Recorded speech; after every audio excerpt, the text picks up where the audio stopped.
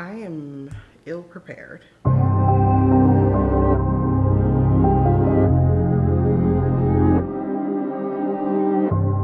Let's put the phone on Do Not Disturb, where it usually lives.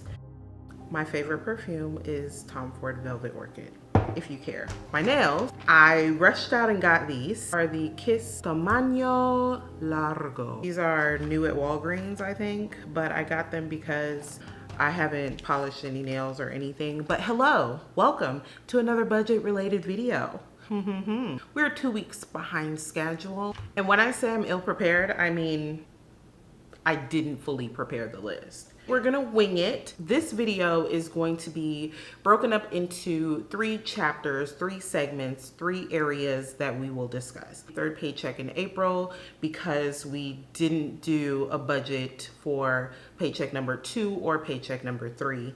And I did have 3 paychecks in April. Travel expectations versus travel reality. And of course, it's based around the budget of it all. And lastly, we'll talk about the devil in disguise. If you don't know what that is, if you don't know what that might be, I'm telling you now, more than likely you have it. Okay, let's jump into the planner. For those of you that are fairly new, I have the cloth and paper quilted caviar leather A5 agenda. I got this, I want to say 2 years ago now. Is that fair to say? Where's the card? Up here somewhere when I unboxed it. My initials are inside and everything. So for the end of April, I decided to just use 1 budget overview insert instead of 2 because I'm running low. Let's just take care of some housekeeping. Last minute, I decided to unfreeze my Orange Theory account. So I'm back in Orange Theory. I've taken 2 classes already since the making of this video. I had class this morning. So that's something that I need to add back to the budget. I didn't have it on here because I didn't know I was gonna change my mind last minute. Another thing that we should probably discuss, Comcast is not getting paid until after the 18th of May because for those of you who remember the beginning of April, I accidentally paid twice. My internet is prepaid, so it's $45 a month. I live in a 2-story home. If my prepaid works for me, my TV's working from home, then if you are in a 1 floor, 1 level housing situation, then it might be even stronger for you. Anyway, I've talked about that before. So I need to also get in contact with my utility company to find out what that exact amount is. And I always have like this grace period. Whoa, nobody was gonna tell me I need to put on lotion? Oh my gosh.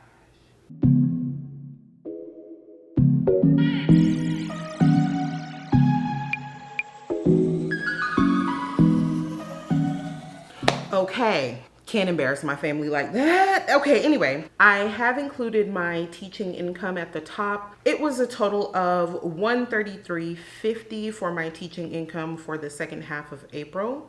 And I feel like that's pretty good. I mean, that can really pay a bill, honestly. In the future, just to add a little tidbit here, I would want my side hustles to pay for my fun things, traveling and all of that stuff. I would want my full-time income to pay all the boring things like mortgage. I hope that in the future I don't need to depend on multiple incomes to satisfy these major categories in my financial life. But for now, I use everything to do everything. But I do have like a list of areas that I want certain incomes to satisfy. Dividend portfolio, but that's a story for another day. Or my car fund, how about before I left for my trip, let me tell you, not my brake pad light came on. Check your brake pads. Check your windshield wiper fluid. You know I'm going on a trip. So when I get in this car, I shouldn't see any lights. So now I gotta make an appointment. We need to do front brakes. I'm saying make an appointment like the money is ready to go. It's not. That's what we need to work on. We breezed through the expenses that we always talk about. But let's go down to where I have these sinking funds and savings. Now, a lot has happened in April.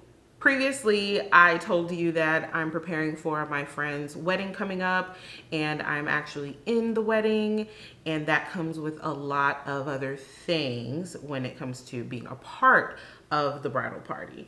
So we did have her bridal shower brunch in Florida, and let's just go ahead and talk about travel expectations versus reality. So for the hotel, I had a breakdown of about $343. Very weird amount, but it's fine. For my food and beverage, I was thinking like 200, you know, because what am I really gonna be eating that's over the top other than the brunch, right?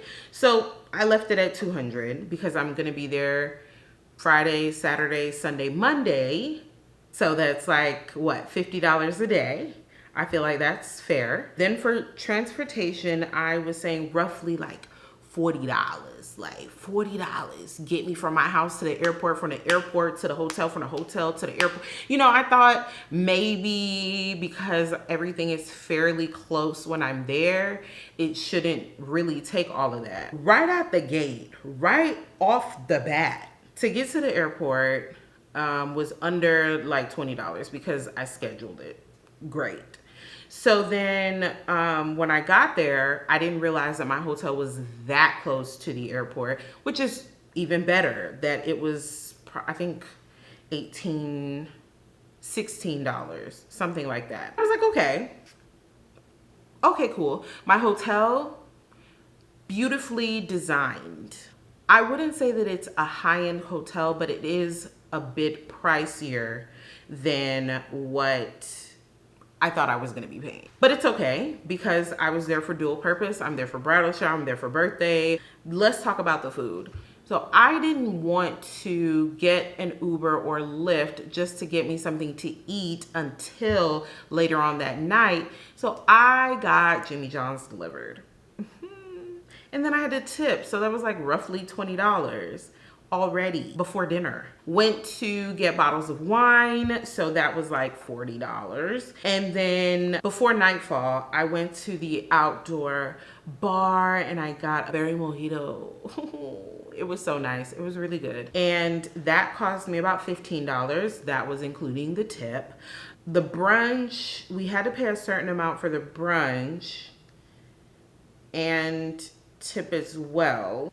Is that how it goes? Is that how it went? I think that's how it went. I got hungry later on that night, and of course it was too late for me to feel comfortable getting in a Lyft or Uber by myself, and I just went downstairs in the hotel restaurant. Worst mistake I ever made on the whole trip. The check came. It was $53.97 for half of a salmon fillet and squid ink lemon zest pasta. Where's the life in the meal? Where's the seasoning?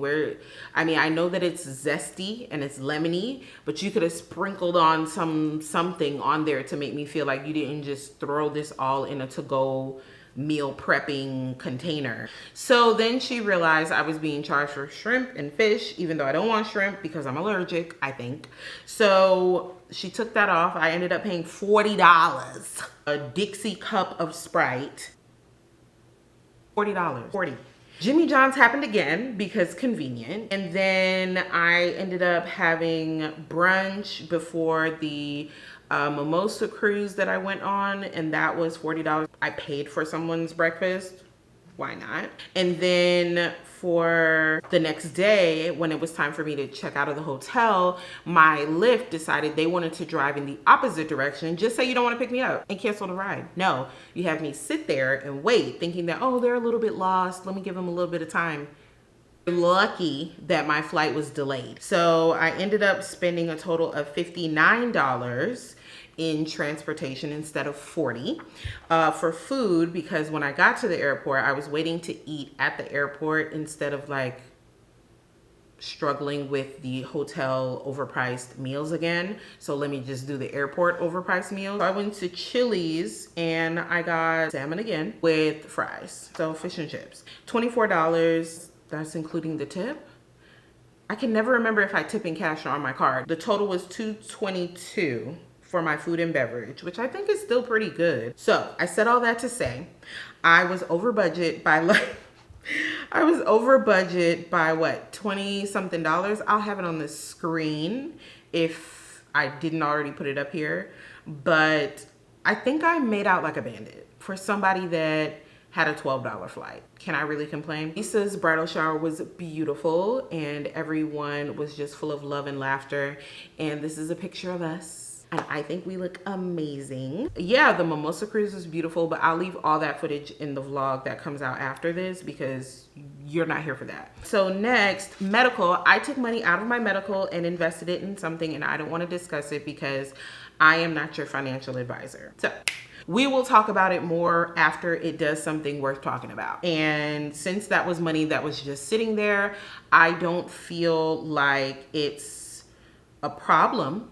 I'm really focused on Lisa's wedding stuff, and then I will revisit e-fund, travel, medical, car, like we were doing in the first quarter. But for now, I just want to make sure that I am not the person that's last getting wedding stuff together, like dress, hair, nails, makeup, flight for the actual wedding, not the bachelorette trip or anything. Want to make sure that my clothes are as we discussed in the group. So those are areas that I'm focused on, not so much my sinking funds. And I wanted to share that with you so that you're made aware of what I plan on doing moving forward. I haven't written on these things at all, okay? It's been 4 months. And I thought I was gonna be reviewing every month, you know, oh, this is my income from January, this is my No, didn't do a thing with it. So, I mean, I could go back and revisit all of that, but would I, should I upset myself with those kind of numbers, that negativity? Do I want it? I don't know. The devil in disguise.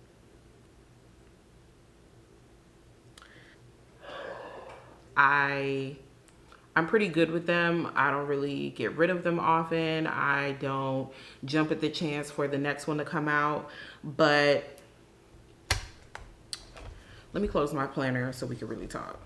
The devil in disguise. This company has had a hold on us since before texting, since people were using Macintosh computers, the monitors with the little different color bubbles in the back. Apple Macintosh, whatever name you're going by these days.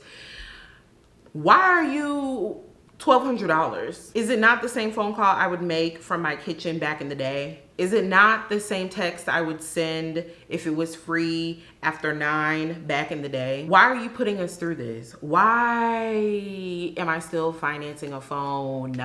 Okay, so I pay an extra 20 something dollars a month to pay off my phone. I think right now I'm a little bit under $230 to pay it off. And I was thinking, should I?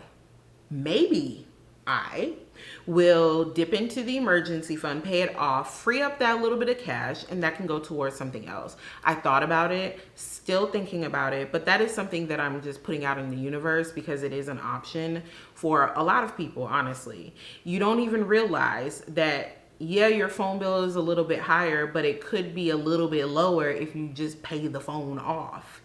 But everybody doesn't do that, and everyone doesn't keep phones as long as I do. So I get it if that's not an option for you, but I'm just here to help. I'm trying to help you, help me, help us do stuff and save money, free up some cash. So I think I'm going to maybe put in a little bit extra every time my phone bill is due to chisel away at that money that is sitting there saying I owe you for a phone. My first phone was an AudioVox from Target, and it was prepaid because that was my first line of responsibility outside of like my first job. But like, if you want a cell phone, you know, you got to give it yourself kind of thing.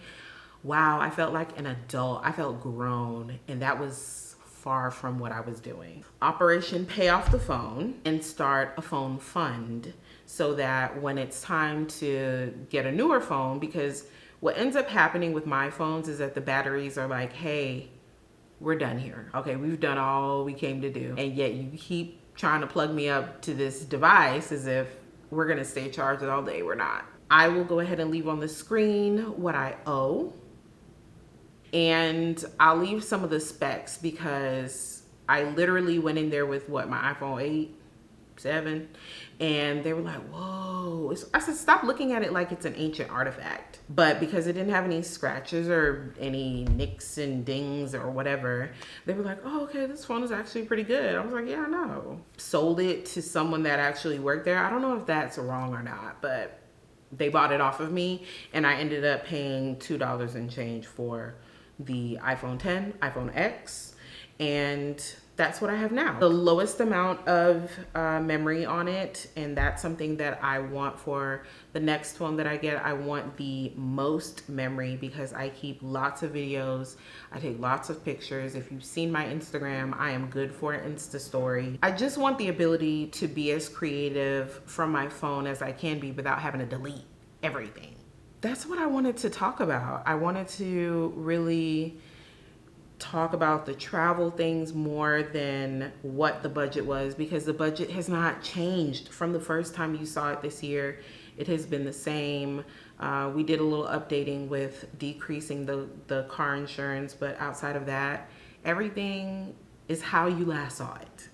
I hope you got something out of this. I hope that maybe it was inspiring you to sit down and do your budget while I ran my mouth for however long this video is.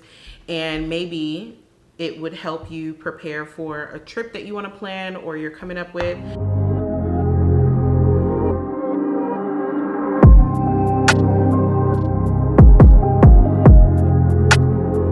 Anyway, I'm rambling now. I gotta go. I should probably eat first. I deserve food. All right, blurry. Have I been blurred this whole time? If I have, so be it. Just listen to it. It's a podcast now. Bye.